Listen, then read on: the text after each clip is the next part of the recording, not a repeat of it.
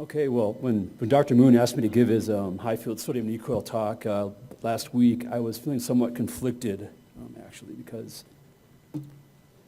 I had this beard for like 6 months, and I figured, it actually keeps me warm when I'm doing stuff like this, but not everybody likes beards, or they don't get them, and so it's gone. I don't have the beard, and we don't have any conflicts of interest financially. So, as you probably all know, osteoarthritis is a common problem and a cause of disability in aging populations, and early signs involve changes in glycosaminoglycan concentration, and it's been shown that sodium atoms are closely associated with the high density of fixed negative charges on proteoglycan sulfate and on carboxylate groups of GAG. So sodium concentrations in cartilage as measured by MRI have also been shown to be directly correlated with GAG content. So we're going to try to use that as an early way of tracking osteoarthritis. So a big problem with sodium MRI is it's challenging due to an intrinsically low MR signal and a short T2.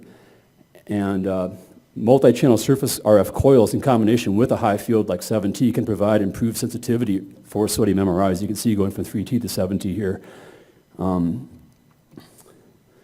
One problem with multi-channel arrays is that each coil element has its own heterogeneous signal. And so even when you sum them up, you might be getting more signal, but it is heterogeneous compared to a uniform birdcage coil.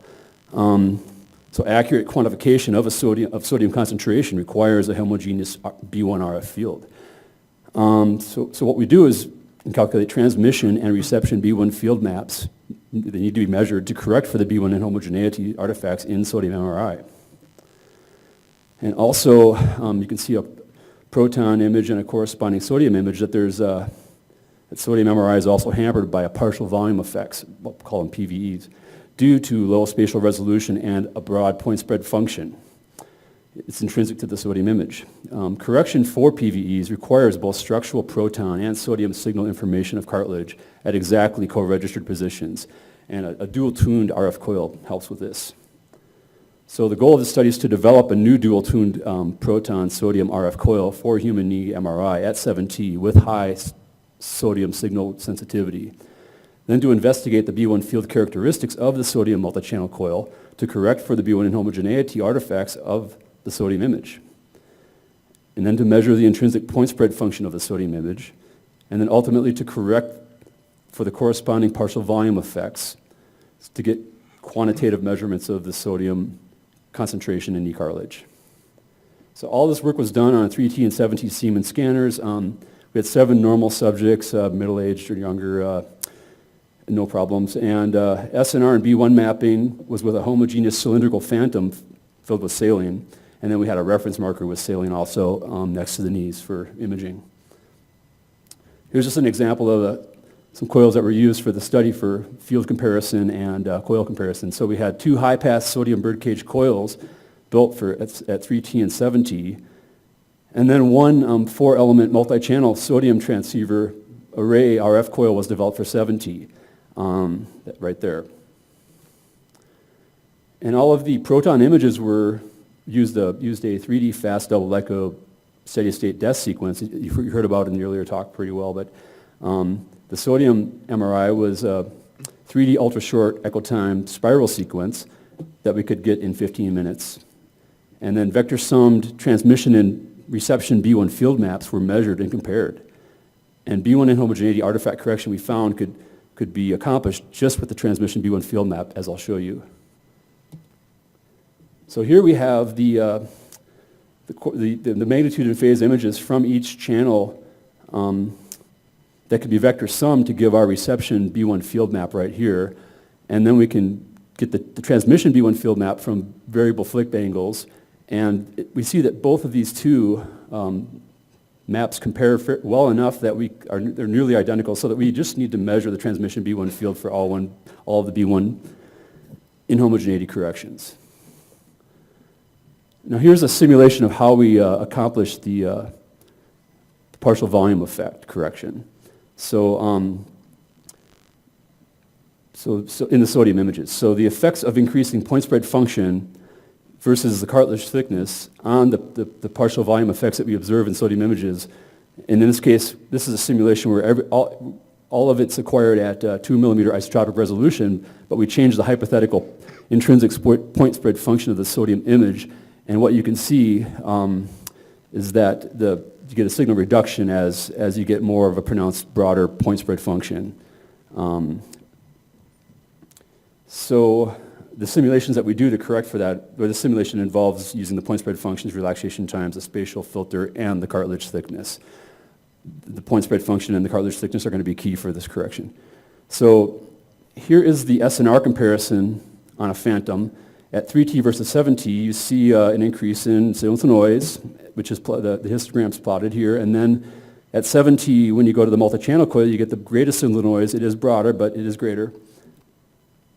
And here we have signal profiles plotted along these lines, and this is looking at the effects of the SNR changes with different image resolutions. So with a 7T birdcage coil going from 5 to 3 to 2 millimeters, we have these profile plots here, and if we set a SNR criterion of 20 at the lowest resolution of 2 millimeters, we are not obtaining that there. But if we go to the 7T multi-channel coil, where we only have it shown at 2 millimeter and 1.7 millimeter resolution, we do obtain that 20 SNR criteria with the multi-channel coil.